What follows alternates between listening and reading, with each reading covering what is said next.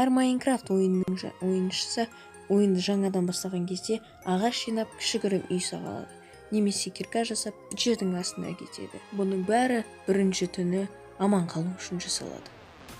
Және де көп жағдайда олар ресурс табуға кетеді де үйіне қарамай үйін бітірмей кетіп қалады.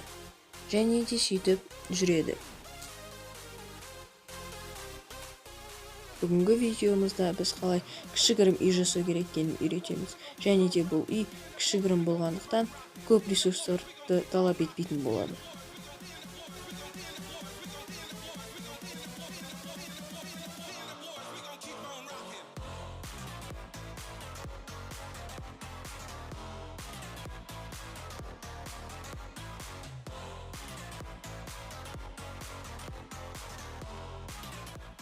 Біз сол үйді жасап көрсетпестен бұрын лайк басып қойыңыздар және де комментарий жазып кетіңіздер.